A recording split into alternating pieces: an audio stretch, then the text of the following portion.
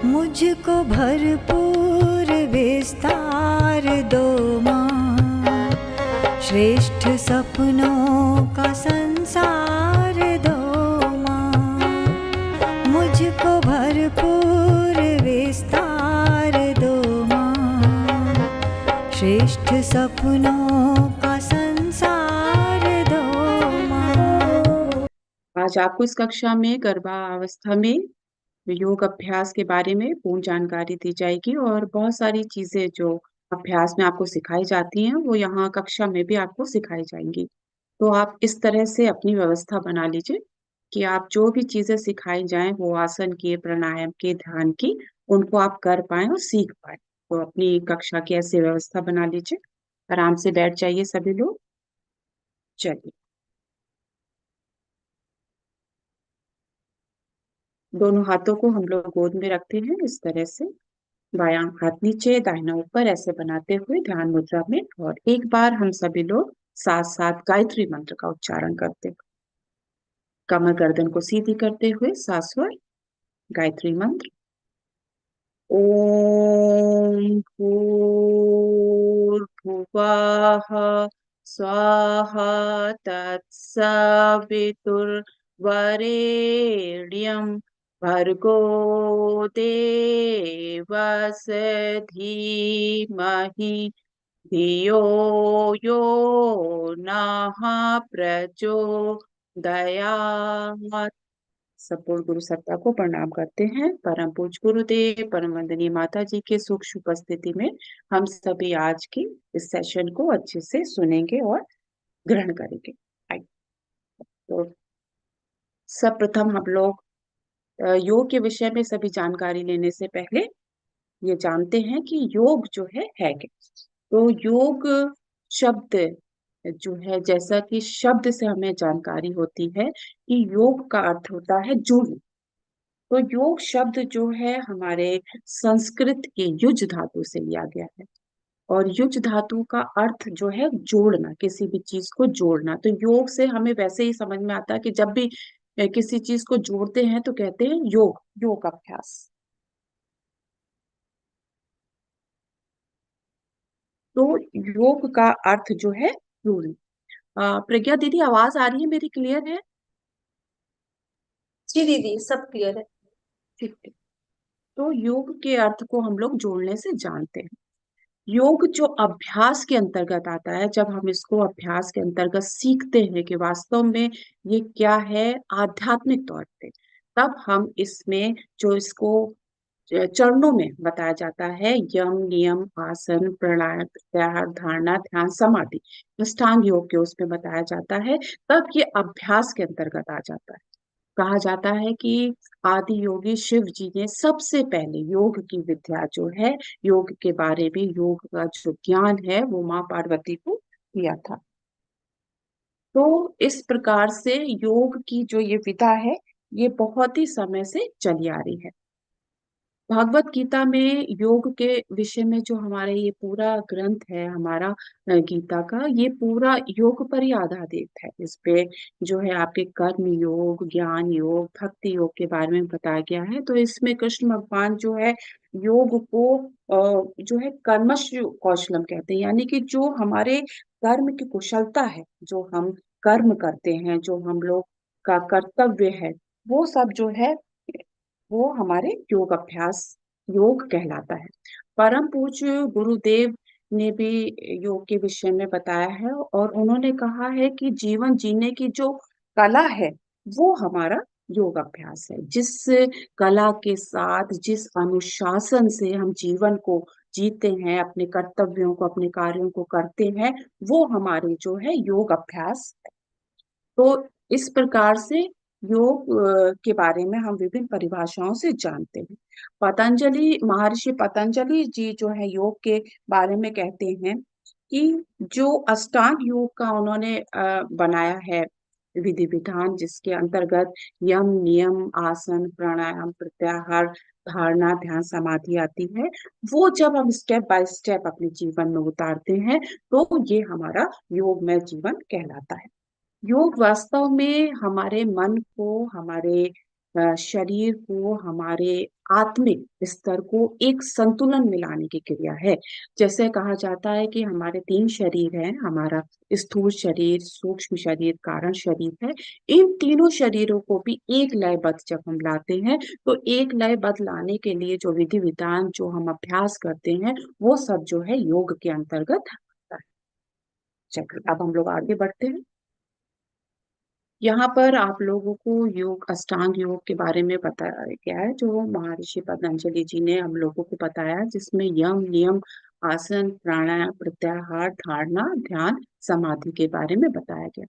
तो यहाँ पर यम जो है हमारे 5 होते हैं और 5 नियम होते हैं, जिनका पालन करने से, जिनमें से एक यम नियम को ही अगर हम लोग एक यम का पालन करें या एक नियम का भी पालन कर लें, तभी जीवन में बहुत परिवर्तन आ जाता है। ये एक बहुत ही बड़ा विस्तारित ज्ञान है। तो हम लोग आगे की तरफ चलते हैं। अब जो हमारा विषय है आज का मुख्य, जो आप सबके जानने के लिए बहुत ही उपयोगी विषय है कि गर्भावस्था में क्या आवश्यकता होती है योग। तो हम लोग गर्भावस्था में जो योग का महत्व है उसको जानते हैं। गर्भावस्था एक माँ के लिए बहुत ही विशिष्ट अवस्था होती है, बहुत ही अ, एक विशेष अवस्था हो जाती है। प्रकृति ने जैसा कि एक औरत के शरीर को, एक महिला के शरीर को बनाया है, तो उसके जितने भी अंदर पूरे सिस्टम को बनाया है व्यवस्थित रूप से शिशु को जन्म देने के लिए। पर आज के जो जीवन शैली है, उसके अनुसार जो भी हमारा खान पान है, जो हमारे विचारों का आदान प्रदान है, जो विचार हमारे अंदर आते रहते हैं सतत, उनके कारण हमारे अंदर बहुत तरह के हार्मोनल चेंजेस होते हैं और हमारे भाव में परिवर्तन आता जाता है। उस वजह से जो हमारे शारीरिक सारे सिस्टम क्रियाशील होते हैं, वो उस तरह से काम नहीं कर पाते हैं जिस तरह से उनको पूरा नेचुरली बनाया गया है और वैसे काम करना चाहिए। तो नारी का जो शरीर कुदरत ने बनाया है, एक बहुत ही सहजता से वो शिशु को गर्भ को धारण करती है, शिशु का विकास करती है और बहुत समान रूप से प्रसव का एक सिस्टम बढ़िया सा बनाया है कुदरत ने। पर वो उसमें अब बहुत तरह के व्यवधान आ गए हैं आजकल के जीवन शैली के। तो योग जो अगर हम लोग शुरू से प्री प्लानिंग से ही, मतलब जब शिशु को गर्भ में लाते हैं तब से ही अगर योग अभ्यास कर रहे हैं तब भी बहुत अच्छा है। और अगर गर्भवती माँ गर्भाकाल में ही योग अभ्यास प्रारंभ करती है तो भी उसके बहुत तरह से कष्ट जो हैं, जो उसकी तकलीफें हैं, वो धीरे धीरे कम होती हैं, समाप्त हो जाती हैं। और उसके साथ ही जो गर्भ में शिशु है, उसका सर्वांगीण विकास होता है हर तरह से। उसके जो शरीर के अंगों का बहुत अच्छे से विकास होता है, उसके मस्तिष्क का विकास होता है, उसकी स्पाइन का पूरा अच्छे से विकास होता है, उसके जो सारे सिस्टम बॉडी के हैं, सारे संस्थान वो अच्छे से क्रियाशील होते हैं। तो योग अभ्यास इस तरह से गर्भवती माता के लिए बहुत आवश्यक है। और जो गर्भवती माता के हार्मोनल चेंजेस आते हैं, उनको भी संतुलित करने में जब वो प्राणायाम करती है, ध्यान करती है, तो उसके सभी प्रकार के हार्मोन्स जो हैं संतुलित रहने लगते हैं। तो योग अभ्यास जब गर्भावस्था में माँ अपनाती है तो उसका मन शांत रहता है और उसका जो है खुशी, हैप्पी हार्मोन्स का उसके अच्छे से सीक्रेशन होता है। और इस तरह से न्यूरोमस्कुलर संतुलन होते हैं, जो हमारे मस्तिष्क से आने वाले जो सिग्नल हैं, जो हमारी मांसपेशियों को आते हैं और मांसपेशियों की क्रियाकलाप को संतुलित करते हैं, उनको योग अभ्यास जो है संतुलित करता है। पूरे शरीर में लचीलापन लाता है और इस लचीलेपन से माँ का शरीर जो है समान प्रसव के लिए तैयार हो जाता है। कॉर्टिसोल का स्तर को कम करके प्रीमेच्योरिटी रेट को कम करता है, यानी कि गर्भ में शिशु के पूर्ण विकास से पहले ही जो शिशु का जन्म हो जाता है। तो अगर गर्भावस्था में माँ सतत योग अभ्यास कर रही है तो शिशु का पूर्ण विकास के साथ ही जो है उसका जन्म होता है। कॉर्टिसोल जो कि हमारा आपका जो है स्ट्रेस हॉर्मोन्स है, वो उसका जो है कम होता है, स्तर कम होता है ब्लड में। और इससे जो है प्री मेच्योरिटी रेट जो है कम होता जाता है। योगा अभ्यास से एंडोर्फिन हॉर्मोन्स, जो कि हम जानते हैं हैप्पी हॉर्मोन्स है, जो माँ एवं शिशु के शारीरिक, मानसिक एवं भावनात्मक विकास करता है अच्छे से और पूर्ण संतुलन को बना के रखता है। तो इस तरह से जो बहुत तरह से जो अभ्यास कराए जाते हैं गर्भावस्था में, वो माँ को पूर्ण रूप से भावनात्मक, मानसिक और शारीरिक रूप से संतुलित बनाने के होते हैं। अब हम लोग जानते हैं कि गर्भावस्था में जो बहुत तरह की समस्याएं होती हैं, उनमें योग अभ्यास क्या काम करता है।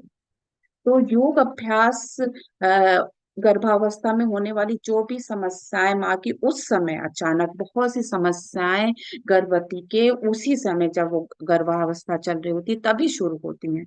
उनमें से एक मुख्य अवस्था है ये कर कमर का दर्द, पीठ में बैक पेन जो बन जाता है। तो जैसे जैसे गर्भ में प्रसव का समय बढ़ता जाता है, माँ का भी शरीर का वजन बढ़ता जाता है और गर्भ की वजह से पेट आगे की तरफ बढ़ने लगता है, तो एक पीठ की मांसपेशियों पे खिंचाव, एक दबाव बना रहता है, जिसके कारण जो है गर्भवती के पीठ में हमेशा उसकी मांसपेशियों में दर्द बना रहता है।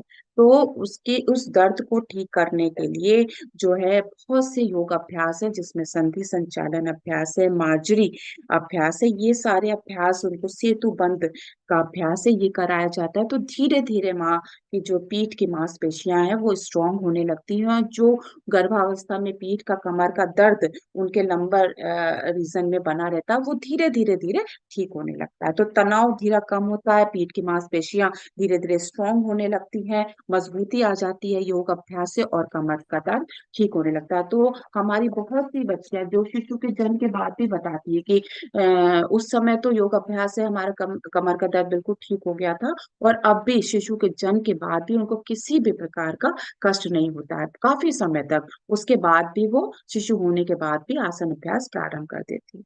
दूसरा जो समस्या आती है गर्भवतियों को, वो बहुत ज्यादा कब्ज की आती है, कॉन्स्टिपेशन हो जाता है, क्योंकि गर्भावस्था में जैसे जैसे पेट के अंदर यूट्रस, आपका गर्भाशय अपना स्थान लेने लगता है, उस तरह से स्थान उसका बढ़ता जाता है शिशु का पेट पे विकास होने से, तो जो आते हैं उन पे एक विशेष प्रकार का दबाव बन जाता है। तो जो पाचन क्रिया है वो भी थोड़ा स्लो होने लगती है, और जो आंतों की क्रियाएं हैं वो भी स्लो हो जाती है। तो उससे क्या होता है, गर्भ में जो है, गर्भ के समय में कब्ज की स्थिति बनी रहती है। और जो है प्रोजेस्ट्रोल, एक हॉर्मोन्स जो है गर्भावस्था में जो रिलीज होता है, वो भी एक मेन कारण है कब्ज की समस्या का, कॉन्स्टिपेशन का।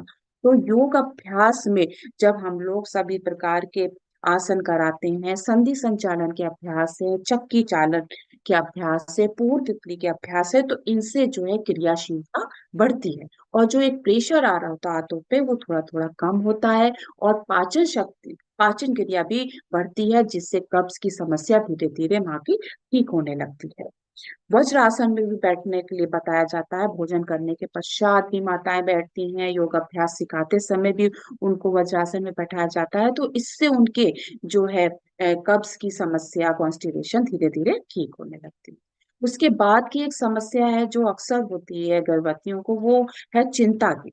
उनको नींद ना आने की एक समस्या हो जाती है, और बहुत तरह के जो गर्भावस्था में भय उत्पन्न हो जाते हैं कि भाई अब जो गर्भ में शिशु आ गया है उसका जन्म कैसे होगा, क्या क्या कठिनाइयां होंगी, बहुत तरह से जो उनको दर्द तकलीफें होती हैं, तो उन सब से समस्याओं की वजह से मन में चिंता और भय बनी रहती है।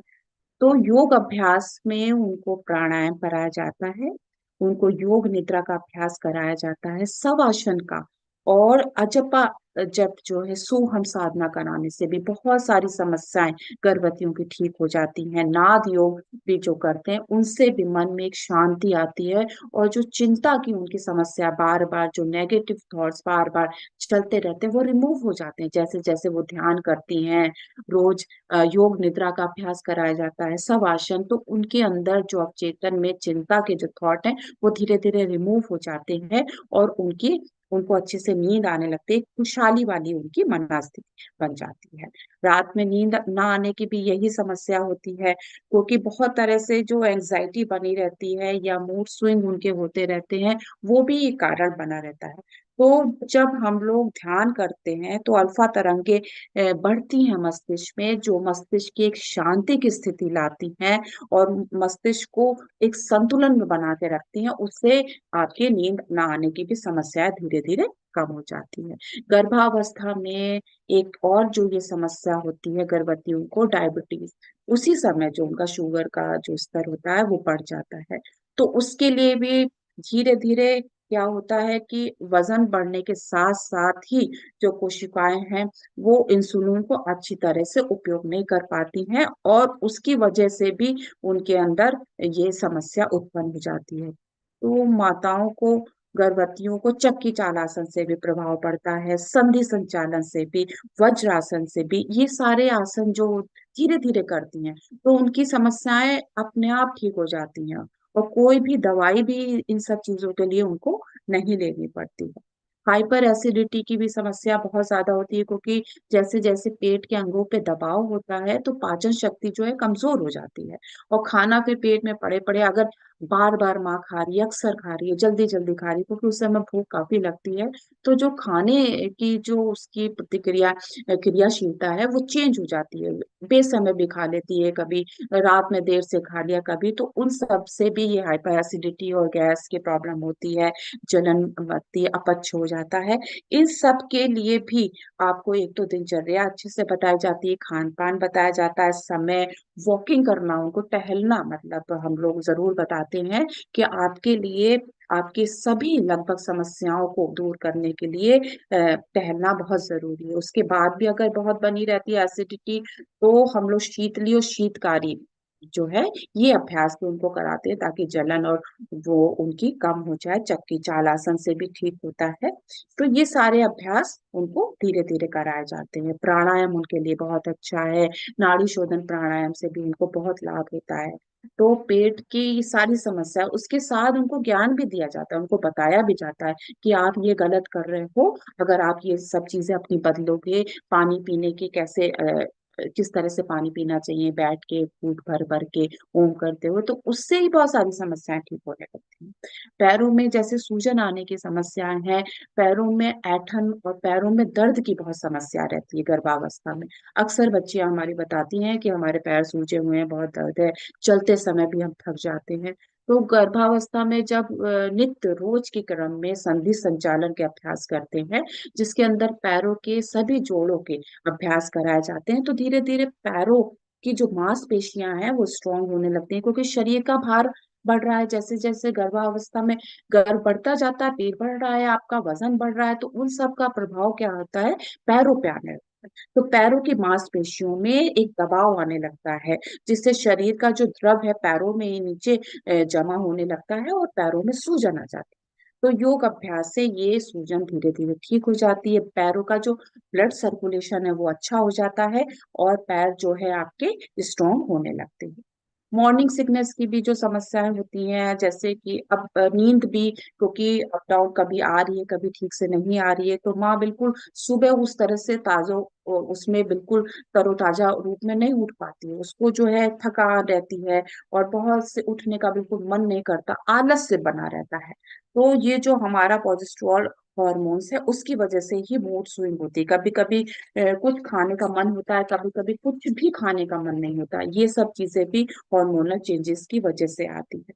तो जब योग अभ्यास में उन लोगों को नाड़ी शोधन और अनुलोम विलोम सतत बैठ के 5 मिनट 7 मिनट, तो हम तो बच्चियों से कहते हैं आप लोग बहुत आराम से 15 मिनट तक भी कर सकते हैं जिनको ज्यादा समस्या है। तो धीरे धीरे सुस्ती है, आलस है, थकान है, ये सब खत्म होने लगती है, और सकारात्मक विचारधारा बन जाती है, उससे भी ये सारी समस्याएं ठीक हो जाती है। भूख कम लगना भी आपका योग अभ्यास में ठीक हो जाता है। थकान है, शरीर के जो विभिन्न प्रकार के दर्द हैं वो प्राणायाम से, योग निद्रा से ठीक होने लगते हैं। उच्च रक्तचाप की भी समस्या आती है जो गर्भावस्था में बन जाती है, उसकी भी, ये भी समस्या का निदान जो है आपका योग में अनुलोम विलोम से, ध्यान धारणा से बहुत अच्छे से हो जाता है।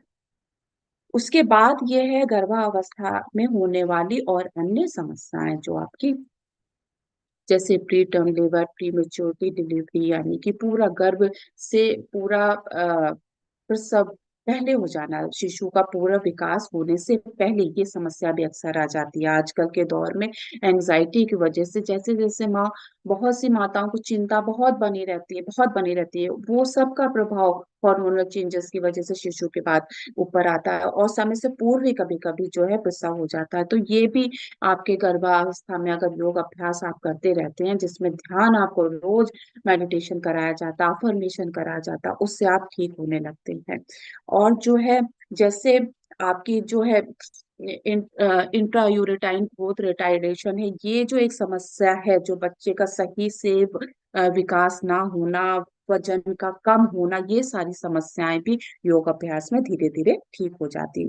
प्री एलेक्समेसिया यानी कि गर्भावस्था में जो उच्च रक्तचाप की समस्या होती है, और पेशाब में प्रोटीन आने की भी समस्या जो हो जाती है, ये दोनों समस्याएं भी आपकी धीरे धीरे जो है योग अभ्यास से ठीक हो जाती है। बहुत कंटिन्यू योग अभ्यास में आप लोगों को, जैसे भद्रासन है, चक्की चालासन है, ये सारे कराए जाते हैं। उसके अलावा जो प्राणायाम कराए जाते हैं, उनसे सारा सिस्टम जो उस समय आपका असंतुलित होता है, वो संतुलन में आ जाता है। उसके अलावा जो गर्भावस्था में जो मधुमेह की भी समस्या, कुछ लोग को डायबिटीज की भी हो जाती है, वो समस्या भी आपकी धीरे धीरे ठीक हो जाती है। Pelvic pain, stress, depression, anxiety, ये समस्याएं मन की जो हार्मोनल चेंजेस की वजह से होती हैं, या नेगेटिव विचारों के सतत आने से होती हैं, तो ये आपके योग निद्रा के माध्यम से, ध्यान धारणा के माध्यम से बहुत आराम से धीरे धीरे ठीक हो जाती है।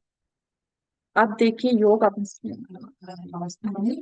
गर्भावस्था में योग अभ्यास हेतु क्या क्या सावधानियां होनी चाहिए। तो सबसे पहले तो आप हमेशा जब भी गर्भवती कोई भी योग अभ्यास के लिए आए, अपने डॉक्टर से हमेशा राय लेकर आए, उससे पूछ के कि हम अब योग अभ्यास करने जाएं, सीखे और हम कर सकते हैं, उनसे पूरा आप बताकर योग अभ्यास प्रारंभ करें। पहले 3 माह के बाद ही यहाँ आप लोग को योग अभ्यास सिखाया जाता है। जितने आप सारे योग अभ्यास, खड़े होने वाले अभ्यास है, बैठने वाले या पीठ के बल लेटने वाले, वो सारे अभ्यास जो है आप 3 महीना पूरा होने के पश्चात ही कर रहे तो अच्छा है। उससे पहले अगर आप आते हैं तो सिर्फ ध्यान की कर लीजिए, प्राणायाम कर लीजिए, हल्के हल्के संधि संचालन कर सकते हैं, ये अभ्यास आप कर सकते हैं। और ये बात ध्यान रखनी है कि बिल्कुल भी खाली पेट नहीं आए आप। सुबह अगर आते हैं योग अभ्यास की कक्षा में, तो कुछ हल्का सुपाच्य जो भी आपको पसंद हो, वो हल्का सा खाकर ही आइए। बिल्कुल खाली पेट से एसिड बनता है जो हानिकारक है। और पानी, यानी कि हाई ब्लड प्रेशर की अगर समस्या है, तो आप बिल्कुल हमको बताइए। जो भी आप सुबह कक्षा में आ रहे हैं, तो उस हिसाब से जो आपको अभ्यास करने वही बताए जाएंगे। प्लेसेंटा नीचे की ओर, लो लाइन प्लेसेंटा की समस्या होती है, तो बहुत सारे अभ्यास बिल्कुल मना कर दिए जाते हैं। तो ये समस्या है तो भी आप जरूर बताइए, क्योंकि आप लोग प्राणायाम कर सकते हैं, आप लोग योग निद्रा कर सकते हैं, बहुत से ध्यान धारणा के अभ्यास कर सकते हैं। सब चीजें नहीं मनाई होती हैं इन समस्याओं में, थोड़ा बहुत जो होता है वो आपको बता दिया जाएगा। गर्भावस्था में अगर गर्भाशय का आपका मुंह खुला हुआ है, तो भी आपको बिल्कुल भी बैठने वाले और बहुत तरह के अभ्यास मना किए जाते हैं। तो भी ये आप बताइए। प्रेगनेंसी के दौरान अगर ब्लीडिंग की समस्या है, तो बेड रेस्ट बता देते हैं डॉक्टर, तब भी आप जो है बहुत चीजें सुनते हुए अफर्मेशन कर सकते हैं, शवासन कर सकते हैं, उस माध्यम से आप अपने आप को रिकवर कर सकते हैं। तो कुछ चीजें जो मना होती हैं, आप जरूर जानकारी पूरी रखिए और बताइए जब आप सीखने आए। ट्विंस बेबी है तो भी जो है योग अभ्यास मना किए जाते हैं। पेट पर दबाव पड़ने वाले कोई भी अभ्यास ना आपको कराए जाते हैं, ना आपको कहीं से सीख कर उस समय करने की आपको ध्यान रखना है। पेट पर कठिन एवं पेट के निचले भाग में दबाव डालने वाले आसन करने ही नहीं है। फर्स्ट ट्राइमेस्टर तथा योग के दौरान तक योग ना करें, और उसी के दौरान आप टहलें और ध्यान किया जा सकता है। ठीक है, तो हल्के फुल्के प्राणायाम और ध्यान भी आप उस समय कर सकते हैं। योग अभ्यास से पूर्व जो तैयारी करनी चाहिए, आप अपना बहुत अच्छा सा योग अभ्यास के लिए एक स्थान घर में शांत स्थान बना लीजिए। जैसे भी घर में जो व्यवस्था बन सकती है उसको अच्छे से बना लीजिए। और आसन आपका बड़ा अच्छा होना चाहिए। कभी कभी हमने देखा बच्चियां सिर्फ मैट बिछाकर या योग अभ्यास करने लगती हैं, जो कि उचित नहीं है। आप लोग सिर्फ मैट बिछा के नहीं, एक थोड़ी सी थिक, थोड़ा सा मोटा आप दरी हल्का बिछाइए। मैट बिछा रहे हैं तो सिर्फ मैट पे नहीं करिए, चादर बिछा के आप करिए कॉटन के, आपको वो ही सूट करेगा, वो ही आपके सिस्टम के लिए अच्छा है। तो प्रातःकालीन जब योग अभ्यास के लिए आए, सुबह का ही समय आपका बहुत अच्छा है। प्रातःकालीन दिव्य ऊर्जा होती है वातावरण में, जो तरंगे होती हैं वो आपके मस्तिष्क के लिए और शिशु के मस्तिष्क के लिए विशेष होती है। तो प्रातःकालीन जब आप योग अभ्यास करते हैं, ओम का उच्चारण करते हैं, गायत्री मंत्र करते हैं, इन सब का एक विशेष प्रभाव आपके और शिशु के ऊपर आता है। और सबसे बड़ी बात है कि बायोलॉजिकल क्लॉक जो है, सुबह से ही वो एक जो सेट हो जाती है, तो वो शिशु के अवचेतन में जीवन पर्यंत के लिए वो एक बायोलॉजिकल क्लॉक जो है सेट हो जाती है। तो ये जरूरी है कि प्रातःकालीन आप योग अभ्यास करें। मल मूत्र त्याग कर आपके आते जो आपका यूरिनल ब्लडर जो है वो खाली होना चाहिए, ये ध्यान रखिए। स्वच्छ ताजी हवा का जगह हो जहां पर करें आप, थोड़ा सा खिड़की खुली हो, फ्रेश एयर आपकी आती हो। स्वच्छ ढीले कपड़े पहनकर ही योग अभ्यास करें, इस बात का विशेष ध्यान रखें। और कुछ भी आपने लिक्विड पिया है, बताया जाता है, वैसे कभी कभी सब बच्चे सुबह तड़के तो कर लेते हैं योग अभ्यास, कुछ तो बाद में करते हैं, शाम को भी करते हैं। तो ये बात का आप ध्यान रखिए कि 30 से 45 मिनट पहले, मतलब आपने कुछ लिक्विड लिया हो, खाना खाया है, तो उससे 3 से 4 घंटे बाद ही आप योग अभ्यास करें, क्योंकि इतना समय जरूरी है आपके लिटर और बड़ी आंतों को खाली होने के लिए। फिर आसन के दौरान थोड़ी सी मोटी दरी का ही इस्तेमाल करें। योग करते समय अनावश्यक स्ट्रेचिंग, यानी कि जैसे कभी कभी चक्की चाल आसन में भी थोड़ा स्ट्रेचिंग पैर खोल के करना होता है, तो माताओं को बताया जाता है सभी बच्चियों को कि आप बहुत ज्यादा स्ट्रेच करके पैरों को खिंचाव देने वाले अभ्यास ना करिए। धीरे धीरे श्वास के प्रति जागृत होकर ही अभ्यास करिए। देखिए, योग अभ्यास का अर्थ ही है कि आप योग यानी कि जुड़े रहें। और किससे जुड़े रहें? आप अपनी श्वासों से, अपने आंतरिक मन से जुड़कर आप योग अभ्यास करें, तभी वो योग अभ्यास है, यानी कि जुड़ाव के रूप में किए जाने वाला अभ्यास। अब देखिए, हमारे योग अभ्यास आ जाते हैं, जिनके अंतर्गत जो है आपके आसन प्राणायाम ध्यान कराए जाते हैं। तो आसन जो गर्भवतियों को कराए जाते हैं, वो गर्भवती के जो शरीर में आने वाले चेंजेस हैं उनको पूर्ण रूप से संतुलित बनाता है, उनके आने वाले कष्टों को दूर करता है। प्राणायाम के माध्यम से प्राण ऊर्जा आप बहुत अच्छे से अपने संतुलित करते हैं और अपने मानसिक सभी प्रकार की व्याधियों को दूर करते हैं। तो ये आपके मानसिक जितने भी समस्याएं आ जाती हैं, और डिप्रेशन की, एंजाइटी की है, नींद ना आने, वो सारी समस्याएं धीरे धीरे ठीक होने लगती हैं। ध्यान का जो अभ्यास आपको कराया जाता है, वो आपको भावनात्मक रूप से स्ट्रांग बनाता है, आपकी आध्यात्मिक उन्नति कराता है, और ये सारे गुण आपके शिशु के अंदर भी आते हैं। तो शिशु और माँ का समग्र विकास होता है योग अभ्यास के माध्यम से। अब गर्भावस्था के दौरान योग अभ्यास में क्या क्या लाभ होता है, वो आपको बताया जाए। देखिए, पेल्विक मसल्स जो है वो तो आपकी लचीली होती है, पेल्विक फ्लोर की जो निचले आपके स्तर की जो आपके मांसपेशियां हैं वो लचीली हो जाती हैं। और जो पेल्विक बोन है आपकी, वो भी मजबूत होती है योग अभ्यास में। जैसे उत्कट आसन हम लोग करते हैं, मालासन करते हैं, उन सब से पेल्विक फ्लोर की हड्डी और मांसपेशियां खूब अच्छे से स्ट्रांग और मजबूत होती हैं। और स्पेसी भी थोड़ा सा होती है, ताकि शिशु के जन्म के लिए पूरा तैयारी हो जाए, लचीलापन आ जाता है। गर्भाशय ग्रीवा का जो है तनाव मुक्त हो जाता है धीरे धीरे। जिस तरह से सांसों से आपको उत्कटासन है, मलासन है, चक्की चालासन है, तितली आसन ये कराया जाता है, तो धीरे धीरे गर्भाशय ग्रीवा का तनाव वो सारा समाप्त हो जाता है। अंतःस्रावी तंत्र को संतुलित करता है, आपके पूरे हार्मोनल एंडोक्राइन ग्लैंड के सारे सिस्टम को ये संतुलित करके बना के रखता है। तो आप जो प्राणायाम करते हैं, अनुलोम विलोम, उन सब से आपकी सभी अंतःस्रावी ग्रंथियां संतुलित होती हैं। कमर और पैल्विक मांसपेशियां जो कि गर्भावस्था के दौरान और बाद में कमजोर पड़ जाती हैं, उन्हें पुनः टोनिंग और स्ट्रेचिंग देता है। यानी कि जो मांसपेशियां आपकी, क्योंकि गर्भावस्था में तो सारी एनर्जी आपकी यूज हो रही है शिशु के ही विकास में, तो वो धीरे धीरे आपकी मांसपेशियां थोड़ी जो है कमजोर होने लगती हैं।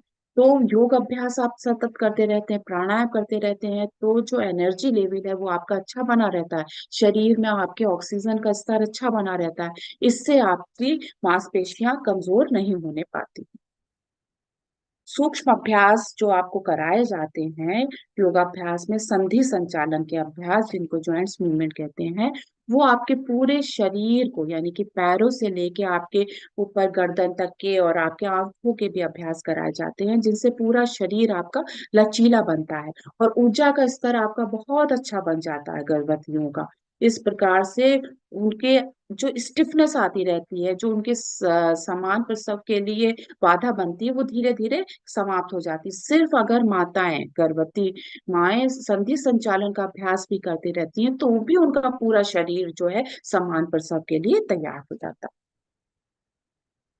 अब देखिए, हम लोग जब सूक्ष्म अभ्यास करते हैं तो बहुत अच्छे से बैठने का एक स्थिति बताई जाती है कि आप आराम से दंडासन में पैरों को फैलाकर, कमर गर्दन सीधी करते हुए, हाथों को दाएं बाएं रख के ये स्थिति बनाकर आप संधि संचालन के करिए अभ्यास। गर्भावस्था में हम हमेशा कहते हैं कि आप बैक को, अपने पीछे पीठ को एक सपोर्ट दे दे, एक जो है आप बहुत अच्छे से जो है सपोर्ट दे दे अपनी पीठ को, कि आपकी पीठ में दर्द नहीं हो। यानी कि गर्भावस्था में कमर में दर्द रहता है, बहुत सीधा अगर बैठाला जाए तो माताओं को बहुत आलस आने लगता है, वो अभ्यास नहीं कर पाती है। तो पीछे आप एक सपोर्ट देकर अभ्यास जरूर करिए। संधि संचालन के आपके ये जो अभ्यास है, इसमें आपके पादुंगली नमन, गुल्फ नमन और गुल्फ चक्र ये क्रियाएं हैं। देखिए, अभी हम आपको दिखाते हैं ये किस तरह से आपको करनी है। धीरे धीरे श्वासों के माध्यम से करनी है। तो आप सब लोग बच्चे जो तैयार हैं, जो कर सकते हैं, वो देखते हुए करते जाएं, तो आप सीखते भी जाएंगे बेटा।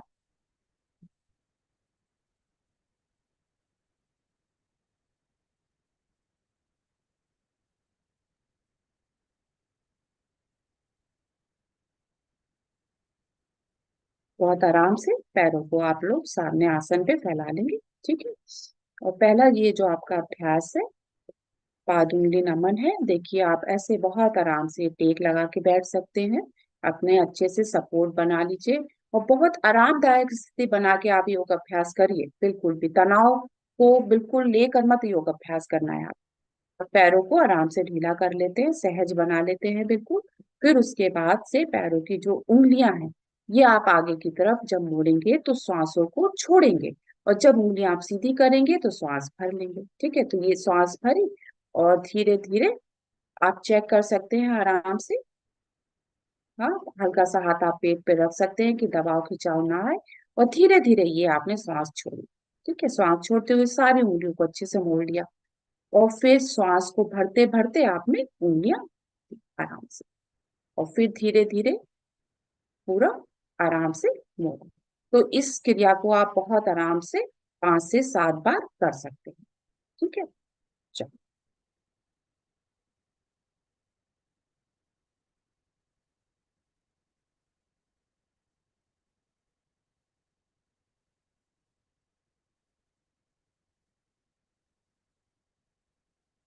देख लीजिए इसी तरह से करना है।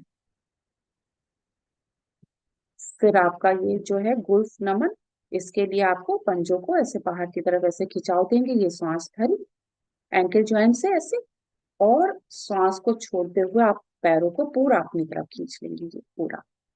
लेकिन बहुत दबाव पेट पे नहीं आना, ये आपको ध्यान रखना है। ठीक है, ये आपने श्वास भरी, हाँ, और श्वास को छोड़ते हुए आपने आगे की तरफ कर लिया। ठीक है, ये आपका जो है गुल्फ नमन हो गया। अब इसके बाद ये गुल्फ चक्र है, ये देखिए, आप टखनों के जोड़ों से, एंकल जॉइंट से इस तरह से गोल गोल दोनों साइड से आप कम से कम 10-10 बार आराम से घुमा सकते हैं। ठीक है, तो दोनों साइड से आपको घुमाना है।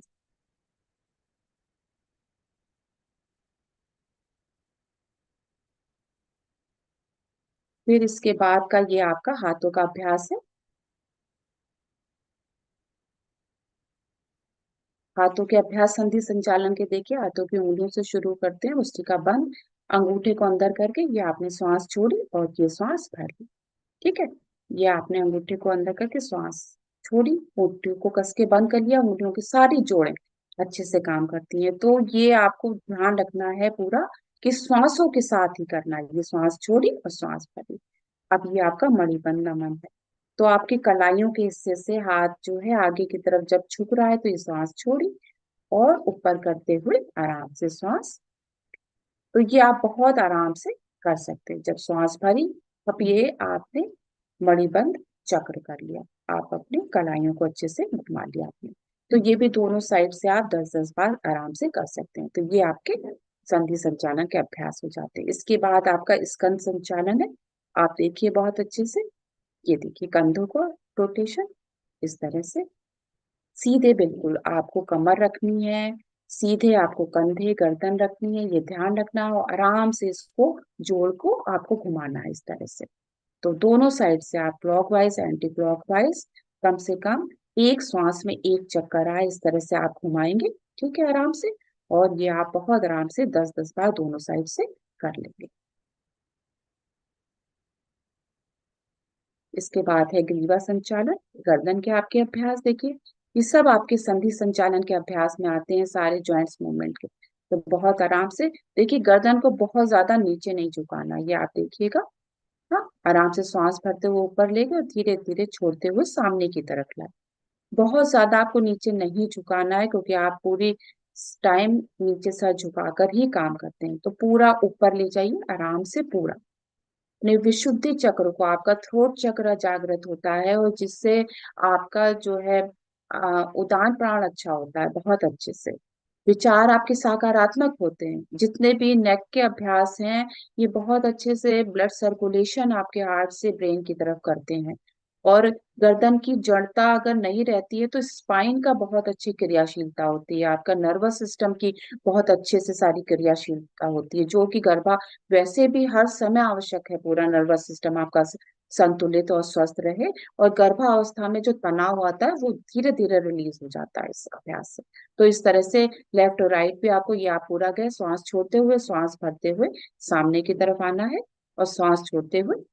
तो इस तरह से आप बहुत आराम से गर्दन के अभ्यास कर सकते हैं। और इस तरह से आप ये एक चक्रनुमा में भी ऐसे घुमा सकते हैं। देखिए पूरा एक श्वास में एक चक्कर होता है, पीछे जब जा रही तो श्वास भरी, और जब इस तरह से घुमाते हुए आगे ला रहे हैं तो श्वास को बाहर कर देते हैं हम लोग। ठीक है, तो जिन बच्चों को हमें चक्कर आता है या जिनको बहुत ज्यादा वॉमिटिंग, उनको हम लोग मना करते हैं कि ये अभ्यास मत करिएगा आप लोग। ठीक है, तो दोनों साइड से आप 5-5 बार ये सभी अभ्यास कर सकते हैं। अब आपका ये अगला अभ्यास है चक्की चाल आसन। चक्की चाल आसन भी देखिए आराम से गर्भावस्था में कर सकते हैं। तो सरल चक्की चाल आसन कराया जा रहा है। पहले तो आप अच्छे से सपोर्ट बना लीजिए, गर्भावस्था में इस बात का ध्यान रखिए। और बहुत आराम से आप बैठते हुए पूरा चक्की, गर्दन को बहुत नहीं झुकाते हैं, आगे की तरफ बिल्कुल झुका के नहीं रखते। पेट का जो साइड है वो पूरा ऐसे घूमता हुआ आपका काम करता है। तो बहुत दबाव नहीं डालते हैं, बहुत आगे झुकने का प्रयास नहीं करते हैं। पीछे की तरफ आप जितना जा सकते हैं जाते जाइए, तो वो एक पेट के लिए अच्छा अभ्यास हो जाता है। अब ये दूसरा आपका अभ्यास है पूर्ण तितली आसन। देखिए तितली आसन को भी हम लोग यहाँ देखते हैं। इस तरह से पंजों को मिलाकर आप बहुत आराम से हाथों को पकड़ के, तो प्रारंभिक काल में जब करते हैं तो धीमे धीमे इस तरह से ये आपने श्वास छोड़ी और धीरे धीरे श्वास को भरते हुए नीचे। तो ये आपके पेल्विक फ्लोर की मांसपेशियों का अच्छा अभ्यास हो रहा है, आपके जननांगों का अच्छा अभ्यास हो रहा है। और जो पेल्विक फ्लोर की जो आपकी बोन है वो भी आपकी लचीली होती जाती है। तो ये आपका तितली आसन है। इसी तरह से पूर्ण तितली आसन भी होता है। दोनों हाथों से आप पंजों को पकड़ के बहुत आराम से पैरों को चलायमान करते हैं। तो इस तरह से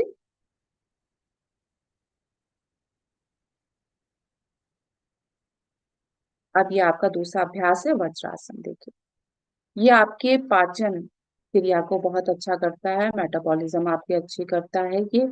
और इस तरह से घुटनों को मोड़ के आप दोनों पैरों के अंगूठों को मिला के आप बैठ सकते हैं, हाथ आप ऐसे रख लेंगे तो इस तरह से ये देखिए स्थिति पैरों के पीछे की बनती है। अगर आप ये अभ्यास खाना खाने के बाद करते हैं तो चूंकि देखिए पैर इसमें फोल्ड है, तो ब्लड का सर्कुलेशन आपके नाभि के क्षेत्र में बहुत अच्छा होता है और पाचन क्रिया आपकी बहुत अच्छे से हो जाती है, खाना बहुत अच्छे से पच जाता है।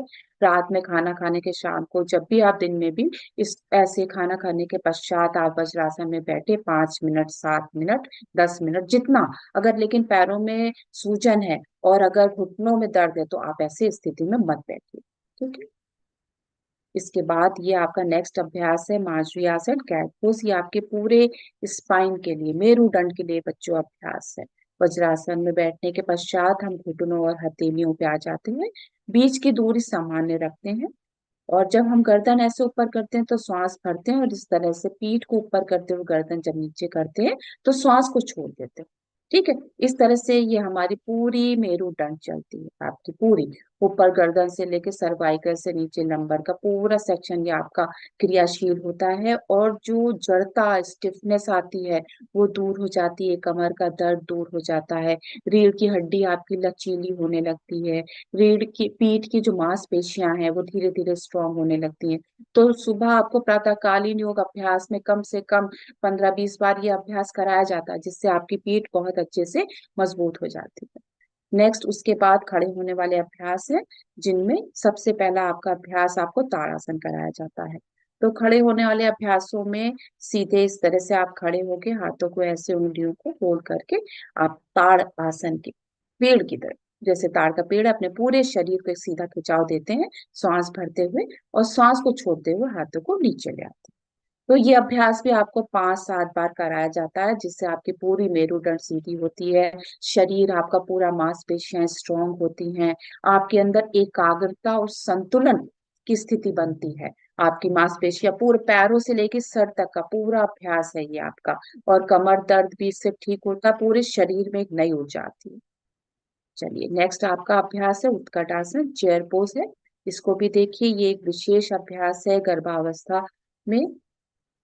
तो ये आपके पेल्विक फ्लोर का बहुत अच्छा अभ्यास है, ये गर्भाशय ग्रीवा के तनाव को दूर बहुत अच्छे से करता है और आपकी मांसपेशियों को तो स्ट्रांग बनाता ही है पेल्विक फ्लोर के, और बोन को भी स्ट्रांग बनाता है पेल्विक फ्लोर की बहुत अच्छे से। इसको देखिए इस तरह से दीवार का सहारा देकर भी आप सपोर्ट देके ऐसे पूरी पीठ को, बैक को आप धीरे धीरे ऐसे बैठ सकते हैं, जैसे कुर्सी पे बैठना है ना, ऐसे नीचे आते हैं, फिर श्वास को भरते हुए आप सीधे हो जाते हैं।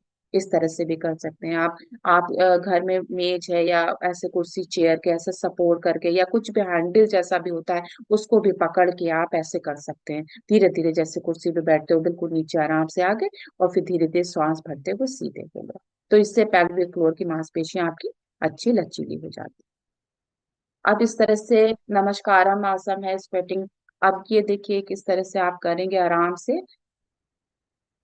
ये देखिए आप आराम से पैरों के बीच में देखिए बच्चों गैप कर लेते हैं और देखिए बहुत से इसको आप लोअर में या सलवार में आराम से करके आप बैठ के नीचे आ सकते हैं। इसमें ये ध्यान देना है कि आपकी जो कोहनियां हैं वो आपके घुटनों के बीच में आए, तभी एक असर आता है पेल्विक फ्लोर के बोन में, जो कि लचीली और थोड़ा स्पेसी होती है, ताकि शिशु के जन्म के लिए शरीर तैयार हो जाए। शिशु का समान प्रसव के लिए उसका बहुत इजीली उसका जो सर है वो आराम से बाहर आ जाता है। तो इस तरह के अभ्यास को भी हम लोग कराते हैं। अब उसके बाद सारे अभ्यासों के बाद ये आपका है सेतुबंद अभ्यास। इसको देखिए आप बहुत आराम से लेट जाएंगे पीठ के बल, और ये अभ्यास भी आपकी पीठ के लिए बहुत अच्छा है और ये आपके कमर के लिए, कमर के निचले भाग के लिए, पूरी मेरुदंड के लिए, गर्भाशय के पूर्ण विकास के उसकी मांसपेशियों के लिए बहुत अच्छा है। ये अपान प्राण को भी बहुत अच्छा करता है, अपान प्राण जो कि शिशु के जन्म के लिए बहुत सहायक है।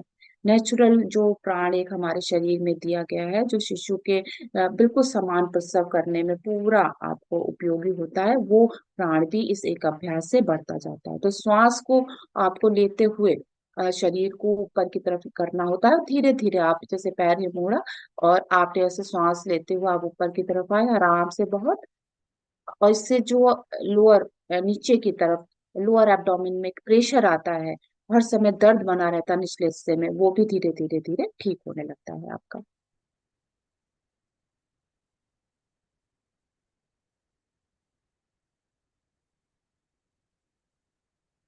अब आइए शवासन। शवासन इसके बाद में सभी सारे जब आपके आसन हो जाते हैं तो आप लोगों को रोज सुबह सेशन में आपको शवासन कराया जाता है, कम से कम 5-7 मिनट। और उस सेशन उसमें शवासन के साथ ही आपको शिशु के साथ संवाद करते हुए अफर्मेशन कराया जाता है, ताकि आप अच्छे विचारों को शिशु के अंदर बिल्कुल संचित कर लें। तो अभी आप लोग शवासन कर सकते हैं, आपको एक शिथिलीकरण का अभ्यास करा देते हैं। आप सब लोग बहुत आराम से बैठ जाएं। अपने बैठ के भी आप बस पैरों को फैलाकर अगर आप बैठ सकते हैं, लेट कर भी, लेकिन लेट जो गर्भवतियां हैं वो थोड़ा सा बाईं तरफ होकर लेट के करेंगी। नहीं तो आप सब आराम से बैठ जाइए, पैरों को अपने आसन पे फैला के शरीर को ढीला करते हुए बिल्कुल बैठ जाइए। अभी आप लोगों को एक सब आसन शिथिलीकरण की क्रिया करा देते हैं। देखिए इसमें बस आपको हमको सुनते जाना है, और आपको जहां बोला जाए शरीर के उस भाग में आपको अपनी चेतना को, अपने कॉन्शियस को ले जाना है। अच्छे से उस अंग को देखना है और कहना है शिथिल शाह। यानी कि पैरों में अगर कहा जाए तो वहां ध्यान ले जाइए, पैरों को अच्छे से देखिए और उस अंग से कहिए शिथिल शाह। ठीक है, तो ऐसे आप शरीर के प्रत्येक भाग में अपनी चेतना को ले जाएंगे और धीरे धीरे सारे स्ट्रेस को, अपने तनाव को दूर करते जाएंगे। ये बहुत अच्छा अभ्यास है। ये आपके गर्भवती के अवचेतन पे बहुत अच्छा काम करता है, शिशु के पूर्ण विकास के लिए बहुत सहायक है। शरीर के सारे आपके जो संस्थान है वो अच्छे से क्रियाशील हो, आपके अवचेतन का जो तनाव वो कम होता जाए, उसके लिए बहुत उपयोगी है। चलिए, तो बहुत अच्छे से आप ध्यान लगाएंगे, आंखें बंद करके पूरा शरीर ढीला कर लीजिए। जो बच्चे बैठे हैं कुर्सी पे, जैसे भी आप बस शरीर को ढीला करते हुए आराम से पूरा शरीर ढीला करके सांस पे ध्यान लगाइए, गहराई से सांस लीजिए, धीरे धीरे छोड़िए। आंखें बंद करके बस सुनते जाइए। अपने पैर पे ध्यान ले जाइए। आपका पैर का देखिए, बाएं पैर का, लेफ्ट साइड का बाएं पैर का अंगूठा, पहली उंगली, दूसरी, तीसरी, चौथी, तलवा, पंजा, एड़ी, सबको देखिए। बाएं पैर की पिंडली, बाएं पैर का घुटना, बाएं पैर की जंघा, जंघा का ऊपर जोड़, आपका पूरा बायां पैर शिथिल शांत। इसी प्रकार से अपनी चेतना, अपने ध्यान कॉन्शियस को दाहिने पैर पे लाइए। दाहिने पैर का आपका अंगूठा, पहली उंगली, दूसरी, तीसरी, चौथी, तलवा, पंजा, एड़ी, दाहिने पैर की पिंडली, घुटना, जंघा, पैर का ऊपर का जोड़, आपका पूरा दाहिना पैर शिथिल शांत। अपने जननांगों का क्षेत्र देखिए और मन ही मन बोलिए शिथिल शांत। अपने हिप साइड को, नितंबों का क्षेत्र देखिए और बोलिए शिथिल शांत। अब बहुत आराम से अपने ध्यान को अपनी पीठ की तरफ लाइए। अपनी मेरुदंड को, स्पाइन को देखिए, नीचे से ऊपर तक, गर्दन तक, और धीरे धीरे ऊपर से नीचे। अपनी पूरी मेरुदंड को बोलिए शिथिल शांत। पूरी पीठ को देखिए और बोलिए शिथिल शांत। अब आप अपने ध्यान को नाभि की तरफ लाइए। नाभि के नीचे का भाग, चारों तरफ का भाग देखिए और बोलिए शिथिल शांत। इसी प्रकार से नाभि से थोड़े से ऊपर आइए, पसलियों के बीच के भाग को देखिए और बोलिए शिथिल शांत। अपने पूरे ध्यान को छाती की तरफ लाइए। अपना लेफ्ट साइड का लंग्स, बायां फेफड़ा देखिए और मन में बोलिए तनाव से मुक्त। इसी तरह से दाहिना फेफड़ा, लंग्स देखिए और बोलिए तनाव से। अपनी छाती का बीच में हृदय का भाग देखिए और बोलिए बहुत आराम से तनाव से मुक्त। अब अपने मन, अपने ध्यान को अपने बाएं हाथ पे ले आइए। बाएं हाथ का अंगूठा, पहली उंगली, दूसरी, तीसरी, चौथी, हथेली, कलाई, सबको देखिए। फिर कलाई से कोहनी, कोहनी से कंधा, कंधे का जोड़, पूरा बायां हाथ को देखिए और बोलिए शिथिल शांत। इसी प्रकार से दाहिने हाथ को देखेंगे आप। दाहिने हाथ का आपका अंगूठा, आंखें बंद करके मन ले जाना है, अपने कॉन्शियस को ले जाना है। दाहिने हाथ का अंगूठा, पहली उंगली, दूसरी, तीसरी, चौथी, हथेली, कलाई, कलाई से कोहनी, कोहनी से कंधा, कंधे का जोड़, आपका पूरा दाहिना हाथ शिथिल शांत। अब आप मन को गर्दन के पीछे ले आइए और देखिए गले के पीछे का भाग तनाव से मुक्त। गले के आगे का भाग देखिए और बोलिए तनाव से मुक्त। सर के पीछे भाग को देखिए और बोलिए तनाव से मुक्त। सर के ऊपर के भाग को आप देखिए और बोलिए तनाव से अपने चेहरे पे आइए। चेहरे पे आपकी ठुड्डी, चिन, आपके होंठ, आपकी नासिका, आपका बायां गाल, दाहिना गाल, बायां कान, दाहिना कान, बाईं आंख, दाईं आंख, बाईं भौं, दाईं भौं, भूमध्य, पूरा माथा। अपने पूरे चेहरे को देखिए और बोलिए तनाव से मुक्त। अपनी पूरी चेतना को एकाग्र कर लीजिए भूमध्य में, दोनों भौं के बीच में, और अपने मन को अंदर प्रवेश करके ले जाइए और अपने लिए एक संकल्प को 3 बार दोहराइए जो आप चाहते हैं जीवन में घटित हो। तो बहुत अच्छे से अपने संकल्प को दोहराइए। इसी तरह से गर्भवती माता अपने बच्चे, अपने शिशु के साथ बात करती हैं और इसी अवस्था में वो बच्चे के अवचेतन में बहुत अच्छे से शुभ संस्कारों को संचित करती हैं। उसको बताती हैं कि बच्चे आप बहुत ही ओजस्वी, तेजस्वी, वर्चस्वी हैं। बात करते हुए, संवाद करते हुए सिखाते हैं कि आप बहुत ही समझदार हैं, आप बहुत बुद्धिमान हैं, आप बहुत जिम्मेदार हैं, बहादुरी हैं। आप अपने सब कार्य समझदारी से करते हैं। तो धीरे धीरे ऐसे अफर्मेशन करके माता जो है शवासन के साथ ही सब संवाद करते हुए, अफर्मेशन करते हुए अपने शिशु से उसके दिव्य गुणों को उसके अवचेतन में संचित कर सकती है। तो इस तरह से आप धीरे धीरे बोल सकते हैं, अपने शिशु को अच्छी अच्छी बातें सिखा सकते हैं बहुत अच्छे से। और फिर आप धीरे धीरे हाथों पैरों की उंगलियां हिलाएंगे, अपने शरीर को हल्का सा हिलाएंगे, सांसों पे ध्यान लगाएंगे और बहुत आराम से जो बच्चे लेटे हैं वो लेफ्ट साइड बाईं तरफ होते हुए धीरे से उठ के बैठ जाएंगे। जो बच्चे सब बैठे हैं सीधे होते हुए दोनों हाथों को रब करके आंखों पे रखेंगे और धीरे धीरे जो है आंखों को खोलेंगे हथेलियों के अंदर। ठीक है। तो इस तरह से आप जो है ये रिलैक्सेशन की क्रिया आप कर सकते हैं और इसी के साथ शिशु के साथ जब आप संवाद करते हैं तो अवचेतन में आप बहुत अच्छे दिव्य गुणों को संचित कर सकते हैं। इस तरह से आप खुशहाली के साथ रह सकते हैं। तो बहुत अच्छे जो है सुबह योग की कक्षा में बहुत सी स्टोरियां भी सुनाई जाती हैं, प्रसन्न रहने की क्रियाएं भी सिखाई जाती हैं, जिससे हैप्पी हॉर्मोन्स का सिक्रेशन अच्छे से होता है। अब हम आगे बढ़ते हैं, ये पेल्विक फ्लोर का एक्सरसाइज व्यायाम के बारे में आपको बताया जाएगा। ये व्यायाम जो है गर्भावस्था में भी किया जा सकता है वैसे भी, और ये पेल्विक फ्लोर का मांसपेशियों के लिए बहुत अच्छा अभ्यास है। ये आपके जननांगों में बहुत अच्छे से एक नई ऊर्जा का संचरण करता रहता है। जैसे कि योग अभ्यास में अश्वनी मुद्रा होती है उसी प्रकार से ये क्रिया की जाती है। ये आप बैठ के, लेट के, खड़े होके तीनों तरह से कर सकते हैं।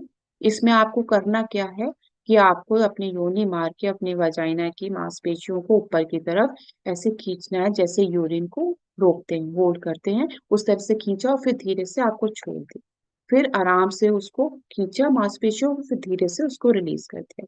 तो ऐसे, तो इस तरह से आपको बस सिर्फ ध्यान अपने योनि मार्ग के आप मांसपेशियों को ऊपर की तरफ संकुचित करना, धीरे से ढीला करना। ठीक है। श्वास से कोई मतलब नहीं है, श्वास को होल्ड नहीं करना है, श्वासों के साथ ये क्रिया नहीं करनी, ये ध्यान रखिएगा। ठीक है। तो सही तरीका यही है कि सिर्फ योनि मार्ग की मांसपेशियों को ऊपर की तरफ संकुचित किया, धीरे से छोड़ दिया, करके आप सीख सकते हैं अभी। संकुचित किया और धीरे से छोड़ दिया। तो ये धीरे धीरे आप 20 बार, 20-20 राउंड को आप दिन में, शाम को और सुबह आप कर सकते हैं। खड़े होकर भी आप कर सकते हैं, किसी कार्य करते हुए भी आप कर सकते हैं इस प्रकार से। तो आप जो है बहुत सावधानी से योग अभ्यास करिए और टहलने की क्रिया को भी आप भोजन करने के पश्चात भी आप कर सकते हैं। रात में खाना खाने के बाद भी आप टहलिए और सुबह की भी मॉर्निंग वॉक आप सबके लिए अच्छी है। बहुत आराम से ध्यान लगाकर टहलिए, सांसों पे पूरा ध्यान लगाते हुए आपको टहलना चाहिए आराम से। और ऐसी जगह जाइए नहीं जहाँ पे बहुत थकान हो, जहाँ का वातावरण अच्छा ना हो, वहां पे आप मत गई टहलने जाइए। अपने साथ जरूर पानी को रखिए और जो है इतना ज्यादा तेजी से नहीं चलिए कि आपकी सांस फूलने लगे, थकान होने लगे। और धीरे धीरे आप खुश अच्छे से वातावरण में टहलें जो आपके लिए बहुत ही जरूरी है। अब हम लोग आगे चलते हैं कि गर्भावस्था में प्राणायाम जो आपके लिए अति आवश्यक है। प्राणायाम तो प्राण ऊर्जा को जो है विकसित करने का ये आपको क्रिया सिखाई जाती है, प्राणायाम। इसके माध्यम से आपकी जो है जीवनी शक्ति बढ़ती है, आपकी जीवनी शक्ति बढ़ती है।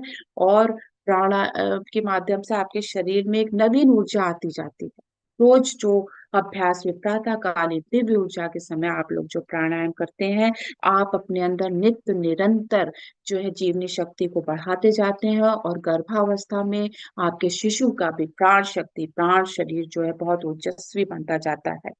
तो ये धीरे धीरे श्वासों को लेने और छोड़ने की क्रिया आप लोग को सिखाई जाती है। वैसे प्राणायाम को अगर हम लोग कहें तो प्राणों का आयाम, यानी कि प्राणों की जीवनी शक्ति को नियमन विस्तारित करना, उसको बढ़ाना, जिस क्रिया के माध्यम से हम करते हैं उसे प्राणायाम कहते हैं। हमारे गुरुदेव बताते हैं कि हमेशा श्वास को लेते समय प्राणों को अधिक से अधिक मात्रा में अंदर, अपने अंदर आकर्षित करने और अपने सोखने का भाव बनाना चाहिए, और धीरे धीरे अपने कल्मश कषायों को बाहर करना चाहिए। इससे हमारे सूक्ष्म शरीर में प्राण जो है अधिक से अधिक मात्रा में बढ़ते जाते हैं, और हमको प्राणवान होते जाते हैं। तो प्राणवान जब हम होते हैं तो हमारे अंदर थकान नहीं होती, हमारा मनोबल कमजोर नहीं होता, हमारा आत्मबल बढ़ा रहता है, हम बहुत खुशहाली के साथ अपनी सारी नित्य की क्रियाएं करते हैं। तो गर्भावस्था में प्राणायाम बहुत ही अति आवश्यक है। वो आपके शिशु को भी बहुत ऊर्जावान बनाता है और प्रसन्न मुद्रा में हमेशा रखता है। आपके शरीर से गर्भावस्था में जो है शुद्ध प्राण की पूर्ति होती है। माँ और शिशु दोनों प्राणवान होते हैं। मन जो है सकारात्मक ऊर्जा से भरा रहता है। स्ट्रेस जो है बिल्कुल ही जो है कम हो जाता है, यानी कि, और आपकी जो है रोग प्रतिरोधक क्षमता जो है बढ़ जाती है। शरीर में जो सिस्टम ठीक से काम नहीं कर रहे होते हैं वो ठीक हो जाते हैं। आपका तंत्रिका तंत्र, आपका नर्वस सिस्टम जो है संतुलित रहता है। डिप्रेशन की जो समस्या आती है वो भी प्राण की कमी की वजह से आती है। मनोबल कम होने लगता है, तभी आपके अंदर स्ट्रेस आती है, एंग्जाइटी आती है। ये सारी समस्याएं धीरे धीरे प्राणायाम के माध्यम से ठीक हो जाती है। अस्थमा की अगर प्रॉब्लम है तो भी वो धीरे धीरे ठीक हो जाती है। आपकी दोनों नाड़ियां जो है संतुलन में आती है ईड़ा पिंगला प्राणायाम के माध्यम से। तो गर्भावस्था में इन सबका विशेष महत्व है। प्राणायाम से सेरोटोनिन हार्मोन जो बढ़ते हैं, जिससे माता और शिशु दोनों प्रसन्न रहते हैं और सकारात्मक ऊर्जा बनी रहती है और पूर्ण विकास होता है। इसलिए प्राणायाम अति आवश्यक है। अगर हम वैज्ञानिकता के उस पर भी जाए तो आपके जो जितने भी जो है आ, ये आपके चक्र हैं, यहाँ पे आपको जो बताया जा रहा है प्राणायाम में सभी तंत्रों आवश्यक चक्रों, यानी कि आपके जो एनर्जी के सेंटर हैं, आध्यात्मिक आपके 7 चक्र हैं, उनके बारे में आपको यहाँ बताया जा रहा है। वो कैसे आपके इस शरीर के सिस्टम से जुड़े हुए हैं। तो यहाँ पे ये जो चक्रों का ज्ञान है और जो नाड़ियों का ज्ञान है, ये सूक्ष्म शरीर का ज्ञान है। हमारी जो सटल बॉडी है वो हमारा सूक्ष्म शरीर है, और उसका पूरा जुड़ाव हमारे शरीर के जो भौतिक शरीर, हमारा फिजिकल बॉडी है, उससे पूरा जुड़ाव है। तो प्राणायाम के माध्यम से अपने जो हमारे एनर्जी के सेंटर्स हैं, जो यहाँ पे आपको बताए जा रहे हैं, जिनका रिफ्लेक्शन पॉइंट आपके स्पाइन में स्पेशल जगह पे दिखता है, वहां से वो आपके वाइटल ऑर्गन्स को एनर्जाइज करते हैं, ऊर्जा देते रहते हैं, और इस तरह से शरीर का सारे संस्थान अच्छे से चलते हैं। तो ये सारे संस्थान जो है आपके प्राणायाम के माध्यम से आप प्राणों को लेते हैं। वो प्राण ऊर्जा आपके चक्रों में आके चक्रों को ऊर्जित करती है, और फिर चक्रों के से ऊर्जा जो है आपके शरीर के स्थूल फिजिकल बॉडी के इन अंगों में सप्लाई होती है, और शरीर के सारे अंग अच्छे से क्रियाशील होते हैं। तो यहाँ पर जैसे कि सेंटर्स आपके सारे बताए गए हैं, उसी तरह से आप इनको देख सकते हैं। हमारा जो सूक्ष्म शरीर होता है उसपे 72,000 नाड़ियां होती हैं, और जो मुख्य 3 नाड़ियां हैं हमारी ईड़ा पिंगला सुषुम्ना है। तो प्राणायाम के माध्यम से जैसे आपकी ये जो लेफ्ट नॉस्ट्रिल है उसको हम ईड़ा नाड़ी कहते हैं, और जो राइट नॉस्ट्रिल है हमारी वो पिंगला नाड़ी है। आपका लेफ्ट नॉस्ट्रिल चंद्र नाड़ी है, और जो आपका राइट नॉस्ट्रिल है वो सूर्य नाड़ी। तो इन दोनों को हम संतुलित करते हैं, बराबर से हम सांस लेते हैं, तब हमारा जो सिंपैथेटिक और पैरासिम्पैथेटिक नर्वस सिस्टम है वो संतुलित हो जाता है। और जैसे ही संतुलित होते हैं वैसे ही हार्मोन्स की सारी ग्रंथियां संतुलित होने लगती हैं। शरीर के सारे जितने भी आपकी कार्य प्रणाली है सब संतुलित होके सारे फंक्शनिंग आपके अच्छे से क्रियाशील हो जाते हैं। तो आपके ऊपर ये जो आप फोटो देख रहे हैं, इस पे ब्रह्मरंध्र की जो फोटो ऊपर आपका है, मस्तिष्क की तरफ जो दिखाया गया है, वो आपका ब्रह्म चक्र से रिलेटेड है, क्राउन चक्रा कहलाता है, जो आपके मस्तिष्क के पीनियल ग्लैंड को ऊर्जावान करता है। और पीनियल ग्लैंड के माध्यम से आपका मस्तिष्क जो एक वाइटल ऑर्गन है, उसमें पूरी तरह से ऊर्जा आती है। अब प्राणायाम के माध्यम से ही आपके इन चक्रों में ऊर्जा आती है, फिर चक्रों से ऊर्जा अंगों को मिलती है। ठीक है। तो जब आपने अच्छे से प्राणों को लिया, तो ये आपके ब्रह्म चक्र क्राउन चक्र में अच्छे से क्रियाशील हुए, उससे आपके मस्तिष्क में वाइटल ऑर्गन में ऊर्जा आई, और फिर उसकी क्रियाएं चालू। जैसे आप करंट की सप्लाई देते हैं किसी भी आपके बल्ब को चलने में, पंखे को करंट सप्लाई होता है तब वो चलता हुआ आपको दिखता है, ऐसे ही आपके ये ऑर्गन्स में जब प्राण ऊर्जा आती है प्राणायाम के माध्यम से अच्छे से, तब ये ऑर्गन्स बहुत अच्छे से क्रियाशील होते हैं। इसी के बाद जो आज्ञा चक्र आपके दिखाया है, जो आपके पिट्यूटरी हाइपोथैलेमस ब्रेन के हिस्से को एनर्जाइज करता है, ऊर्जा देता है, आपके ब्रेन के सारे ऑर्गन्स को ऊर्जा देता है, आपकी आंखों ब्रेन के सारे सेक्शन को ऊर्जा देता है। इसी से आपकी आंखों में, नाक में, कान में, मुख में ऊर्जा आती है, और पूरा उसकी क्रियाशीलता बढ़ती है। तो गर्भावस्था में जब माता को प्राणायाम करा जाता है, इस तरह से प्राण ऊर्जा एनर्जी उसकी बढ़ती है, तो शिशु के भी सारे जो संस्थान है वो अच्छे से क्रियाशील होते हैं, और अच्छे से एक्टिव होते हैं, उनका विकास अच्छे से होता है, और वो पूरी तरह से बनते हैं। ठीक है। इसके बाद जो विशुद्धि चक्र आपका यहाँ पे दिखाया जा रहा है, थ्रोट चक्र है ये आपका ये जो है लेरेंजियल, यहाँ के गर्दन के बीच के पार्ट में होता है, जो आपके C1 C7 के बीच के हिस्से में आपका ये थ्रोट चक्रा होता है, जो थॉयराइड और पैराथॉयराइड गले के सभी अंगों को एनर्जी प्रदान करता है। तो जब प्राणायाम के माध्यम से इन चक्रों में ऊर्जा आती है, तब ये अंगों को क्रियाशील बनाते हैं, और पूर्ण रूप से उनकी क्रियाशीलता बनती है। आपका अनाहत जो आपका हार्ट चक्रा हृदय के स्थान पे है, तो जो आपके थोरैकिक 1 से लेके थोरैकिक 4 के बीच में आपके होता है, ये आपके थाइमस ग्लैंड से रिलेटेड है ना। तो सभी चक्र जो है आपके किसी ना किसी ग्लैंड से रिलेटेड है, उनको ऊर्जा देते हैं, और उसके कनेक्शन में जितने भी वाइटल ऑर्गन्स हैं वो आपके एनर्जाइज होते हैं और क्रियाशील होते हैं। तो आपका ये अनाहत हृदय चक्रा जो है, आपके हृदय को, आपके हार्ट जो आपका वाइटल ऑर्गन्स है, आपके लंग्स हैं, उनको एनर्जी देता है, और ये एनर्जी आपको प्राणायाम के माध्यम से पूर्णता के रूप से प्राप्त होती है, तभी ये अंग सुव्यवस्थित होकर क्रियाशील होते हैं। उसके बाद है आपका मणिपुर चक्र, सोलर प्लेक्सस है, जो आपके थोरैकिक 5 से थोरैकिक 12 के बीच पे होता है।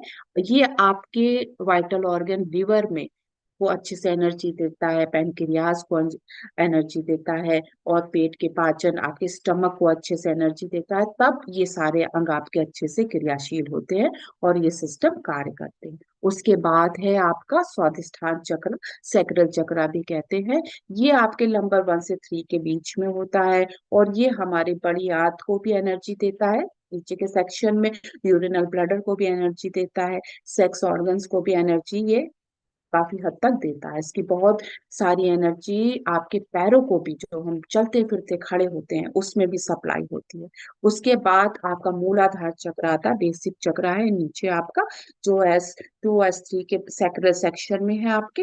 ये आपका सेक्स ऑर्गन्स को एनर्जी देता है, आपके हड्डियों को देता है, जैसा कि उसका नाम है मूलाधार, यानी कि आपका बेसिक चक्र है। ये आपके पूरे शरीर को एनर्जाइज करता है, मांसपेशियों को, आपके ब्लड को एनर्जाइज करता है। तो ये सारी जो एनर्जी आती है, जो ऊर्जा होती है, ये हमारे दोनों ईड़ा पिंगला नाड़ियों से, जब हम श्वास प्राणायाम के माध्यम से लेते हैं, तो वो ईड़ा पिंगला से आपके शरीर के चक्रों में आती है ऊर्जा, और फिर चक्रों से वाइटल ऑर्गन सारे आपके क्रियाशील होते हैं।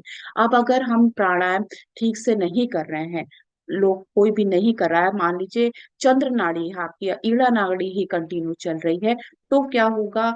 ईड़ा नाड़ी के चलने से शांति तो आती है, लेकिन क्या होता है, अगर बहुत ज्यादा कंटिन्यू वही चल रही है, संतुलित नहीं है, तो आलस आ जाता है, व्यक्ति बहुत लेजी बना रहता है, अपना काम ठीक से नहीं करता। इसी तरह से अगर पिंगला आपकी राइट नॉस्ट्रल ही कंटिन्यू चल रही है, सूर्य नाड़ी चल रही है, तो एक्टिव तो रहेगा, बहुत एक्टिव से, पर उसके अंदर एक तो एग्जाइटी रहेगी, उसको क्रोध रहेगा, उग्रता रहेगी। तो इसलिए ये बहुत जरूरी है कि हमारी दोनों नाड़ियां प्राणायाम के माध्यम से संतुलित रहे, हमारे सिंपैथेटिक पैरासिम्पैथेटिक नर्वस सिस्टम संतुलित होकर क्रियाशील रहे, अच्छे से काम करें, जो कि आपको प्राणायाम के माध्यम से आपके लिए संभव है। और वो धीरे धीरे सुषुम्ना नाड़ी में प्राण को संचारित करता है, और यही हमारी ब्रह्म नाड़ी है जिसमें सारे चक्र आप व्यवस्थित है। ठीक है, तो चलिए अब हम लोग आगे की तरफ चलते हैं। आपको जो यहाँ पे प्राणायाम के बारे में बताया जाएगा उसमें नाड़ी शोधन है, अनुलोम विलोम है, भ्रामरी और प्राणाकर्षण है। तो ये प्राणायाम आप अच्छे से यहाँ पे सिखाए जाएंगे। चलिए, तो आप बहुत आराम से बैठ के ये नाड़ी शोधन के बारे में आपको बताते हैं, आप देख सकते हैं इसको।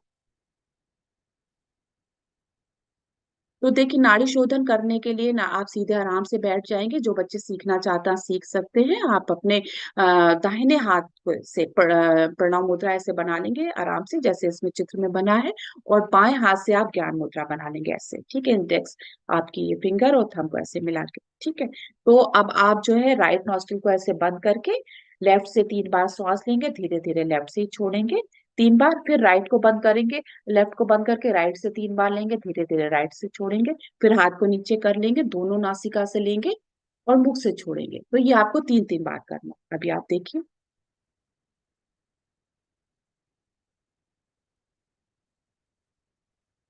बहुत आराम से आप ऐसे बैठ जाएंगे। इस तरह से आपने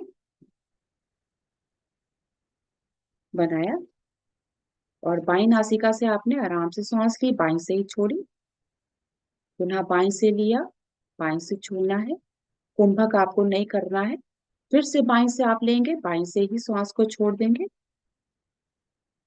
3 बार बाएं से लेने के बाद और छोड़ने के बाद आप बाईं नासिका को बंद करेंगे, और फिर आप दाहिने से लेंगे। फिर दाहिने से आपने लिया, धीरे धीरे दाहिने से छोड़ा, और फिर से दाहिने से लिया आपने और दाहिने से छोड़ा। ऐसे 3 बार आपको दाहिने से लेना और छोड़ना है। फिर इसके बाद आप दोनों से लेंगे और धीरे धीरे मुख से छोड़ेंगे।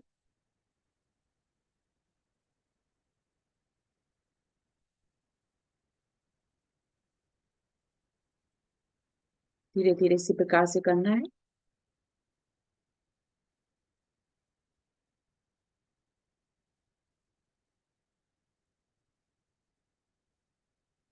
दोनों नासिका से लिया और धीरे धीरे मुख से छोड़ा। तो ये आपका एक राउंड नाड़ी शोधन होता है।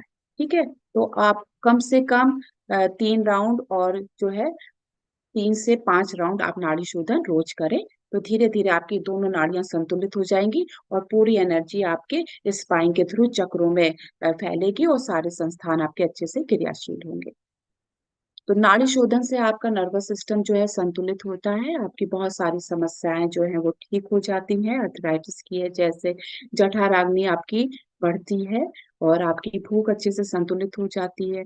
गर्भावस्था में शिशु का संपूर्ण विकास होता है, शारीरिक, मानसिक और आध्यात्मिक। और सबसे बड़ी बात है कि बॉडी का टेम्परेचर बिल्कुल संतुलित रहता है। आपका जो बीपी हाई या लो है वो भी संतुलन में आ जाता है इन क्रियाओं के माध्यम से। तो अब देखिए, आपको अनुलोम विलोम भी बताते हैं। अनुलोम विलोम में भी आपको इसी प्रकार से, देखिए बच्चों, एक हाथ आपका ज्ञान मुद्रा में और दूसरा हाथ आपका प्रणव मुद्रा में रहेगा। आप आराम से एक हाथ जो है उसको घुटने में रख के आप अपना राइट नॉस्ट्रिल बंद करेंगे, लेफ्ट से आप सांस लेंगे, और फिर लेफ्ट को बंद करके आप राइट से सांस को निकाल देंगे। फिर बच्चों आप राइट से लेंगे बहुत आराम से, और धीरे धीरे लेफ्ट से निकाल देंगे। तो इसी प्रकार से आपको करना, लेफ्ट से लिया, राइट से निकाला, धीरे धीरे राइट से लिया और लेफ्ट से। इसकी शुरुआत आप लेफ्ट से करेंगे, और जब आप समाप्त करेंगे तो लेफ्ट से श्वास को छोड़ते हुए आप ये प्राणायाम को समाप्त करेंगे। ये बात ध्यान रखनी है कि जितनी आपने श्वास लेफ्ट से बाएं से ली है उतनी ही श्वास आप राइट से निकालेंगे, और फिर राइट से पुनः श्वास लेके लेफ्ट से निकालेंगे।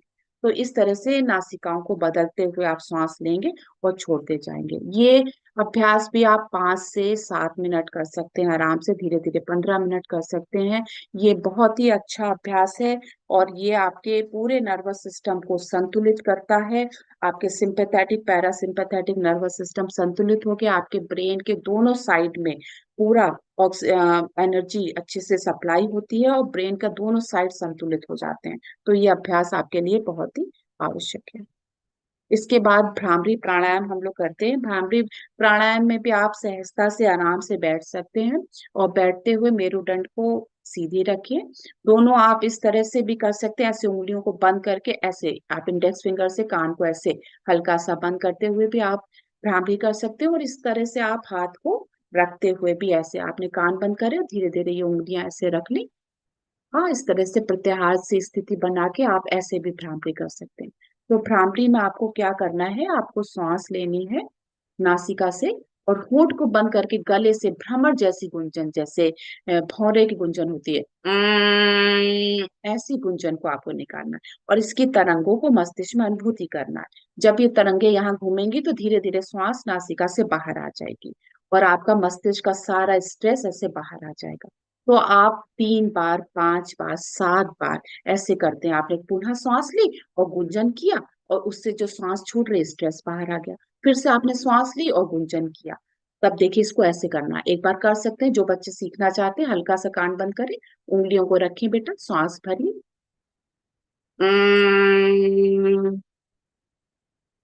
धीरे धीरे सांस छोड़ते हुए तनाव बाहर आ गया। फिर से सांस लीजिए,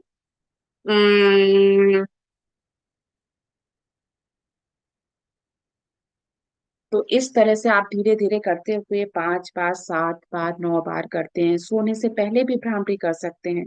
इससे मस्तिष्क में सकारात्मक ऊर्जा विकसित होती है जो आपके पॉजिटिव थॉट्स को एनवायरनमेंट से आपके लिए लेती है। आपके आकाशीय तत्व में हमेशा सकारात्मक विचारधारा बनी रहती है, जिससे आप पॉजिटिव सोचते हैं, पॉजिटिव हॉर्मोन्स आते हैं और आपके और शिशु के लिए बहुत ज्यादा लाभकारक है। नींद न आने की समस्या भी दूर होती है इससे।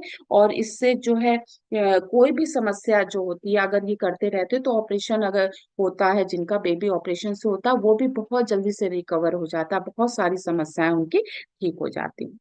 इसके बाद भ्रामरी प्राणायाम के बाद हम लोग प्राणाकर्षण प्राणायाम आपको बताते हैं। देखिए प्राणाकर्षण प्राणायाम जो है ये भी आपके लिए बहुत ही उपयोगी प्राणायाम है। सहजता से आराम से बैठकर आप लोग दोनों हाथों को ऐसे ज्ञान मुद्रा में करके इस तरह से बैठ के ये करते हैं। गर्भावस्था में इसका मुख्य रूप है। प्राणाकर्षण प्राणायाम के माध्यम से हम बहुत आराम से दिव्य ऊर्जा को आकर्षित करते हैं अपने अंदर और जो है बहुत अच्छे से महाप्राण को आत्मसात करते हैं अपने लिए, अपने शिशु के लिए। इस तरह से शिशु के अंदर ये महाप्राण के माध्यम से शुभ संस्कार जागृत होते जाते हैं। हमारा शिशु जो है ओजस्वी तेजस्वी बनता जाता है। उसके अंदर तेज, ओज, स्थिरता, धैर्य, दृढ़ता, एकाग्रता, प्रखरता, ये सारे दैवीय गुण आते हैं महाप्राण के माध्यम से। तो इसको कैसे करेंगे, आप आराम से बैठिए, दोनों हाथों को इस तरह से ज्ञान मुद्रा में कर लीजिए, कमर गर्दन सीधी करके। आपको भाव बनाना है कि बहुत अच्छे दिव्य स्थान पे हम बैठे हैं, कहीं पे का बहुत अच्छा दिव्य वातावरण है, जहां से हम बहुत अच्छे से महाप्राणों को आकर्षित कर रहे हैं अपने लिए। महाप्राणों को बिल्कुल श्वेत रंग की ऊर्जा के रूप में, बिल्कुल चमकते हुए श्वेत कणों के रूप में आकर्षित करिए श्वासों से और धीरे धीरे श्वासों को छोड़ते हुए अपने कल्मश कषायों को बाहर कर दीजिए। फिर आप भाव बनाइए कि जैसे नासिका से श्वास ले रहे हैं, मेरा पूरा शरीर श्वास ले रहा है। आप लोग करने का प्रयास करिए और धीरे धीरे छोड़ते हुए सारे कल्मश कषाय विकार बाहर जा रहे हैं। अब आप भाव बनाइए, मेरी पूरी स्पाइन, मेरुदंड, मेरा पूरा शरीर और इसी तरह से गर्भ में शिशु पूरी तरह से महाप्राण को आकर्षित कर रहा है। श्वास को छोड़ते हुए रोग और दोषों को बाहर निकाल दीजिए। फिर महाप्राणों को श्वास से आकर्षित करिए। भाव बनाइए कि शुभ संस्कार जागृत हो रहे हैं मेरे मेरे शिशु के और धीरे धीरे सारे कल्मश कषाय, अशुभता बाहर जा रही है। खूब गहराई से महाप्राणों को श्वेत रंग की सोखते जाइए और विजातीय ऊर्जा के रूप में सारे कल्मश कषायों को अपने पूरे शरीर के माध्यम से बाहर कर दीजिए। गहराई के साथ खूब अच्छे से पूरे शरीर से जैसे श्वास लेते हैं प्राणों को सोखिए और धीरे धीरे छोड़ते हुए सारे कल्मश कषाय विकार अपने मन के भावनाओं के बाहर कर दीजिए। पुनः गहराई से लीजिए, भाव बनाइए, छोड़ते हुए कि मेरे शरीर के सारे अवगुण बाहर जा रहे हैं, सारे अशुभ संस्कार समाप्त हो रहे हैं।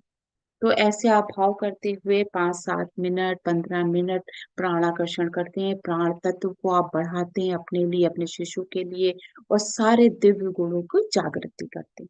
तो ये सारे जो है बहुत अच्छे से आप धीरे-धीरे करते हुए आप ओम करते हुए भी सूर्य देवता को सामने विजुलाइज़ करते हुए अपने सामने एकाग्रता रखते हुए कि सूर्य देवता सामने प्रखरता से हैं और उनकी ऊर्जा बिल्कुल मेरे और मेरे शिशु के ऊपर अच्छे से बढ़ रही है और उनकी ऊर्जा को आत्मसात करते हुए भी प्राणाकर्षण करते हैं, तो शिशु के सारे शुभ संस्कार जागृत होते जाते हैं और सर्वगुण संपन्न आपका शिशु बनता जाता है।